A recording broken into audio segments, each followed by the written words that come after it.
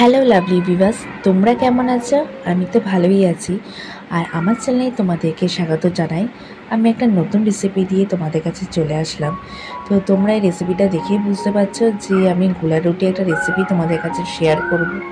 তো রেসিপিটা একবার দেখে নাও। তো প্রথমেই আমি ময়দা সুজি প্রথমে কিন্তু আমি পেস্ট করে রেখে দিয়েছিলাম। তার উপরে আমি দিয়ে দিচ্ছিলাম হলো পেঁয়াজ, আর তার সাথে কেটে রাখা ছিল হলো গাজর, বিনস আর কাঁচা লঙ্কা। তার সাথে দিয়ে দিয়েছিলাম 2টো ডিম। এখানে তোমরা 2টোর জায়গায় 3টে ডিম দিতে পারো, পরিমাণ বুঝে দিতে পারবে। 2টো ডিমকে অ্যাড করে নিয়েছি। ভালো করে কিন্তু ডিমটাকে ভালো করে কিন্তু মিশিয়ে নিতে হবে, ময়দার সাথে ভালো করে মিশিয়ে নিতে হবে।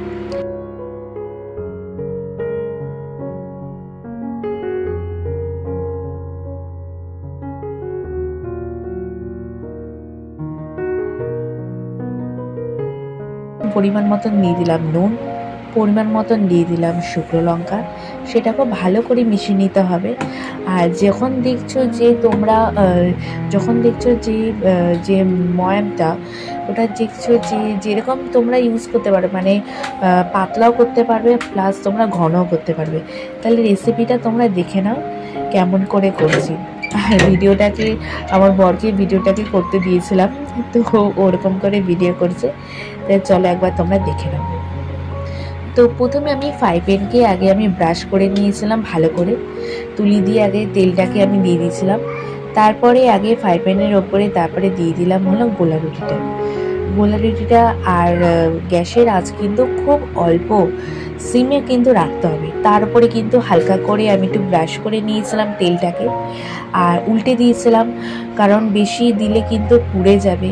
আর সাইডগুলো, মানে গোলা রুটির সাইডগুলো কিন্তু লাল লাল হয় আর ভীষণ মচমচে হয়। আর দেখতে পাচ্ছ যে গোলা রুটিটা কিন্তু অনেকটাই হয়ে গেছে। আর উল্টে পাল্টে কিন্তু রাখতে হবে সব সময়। তারপরে দেখতে পাচ্ছ এবার আমি দ্বিতীয়বারটা দিয়ে দিচ্ছি। তারপরে আমি ভালো করে তেলটা দিয়ে দিলাম, কারণ ব্রাশ দিলে কিন্তু তেলের পরিমাণটাও কম লাগে আর অত চপচপে তেলটা হয় না। তারপরে আমি গোলা রুটিটা দিয়ে দিলাম। দেওয়ার পর তারপরে উল্টে পাল্টে দিয়ে দিলাম।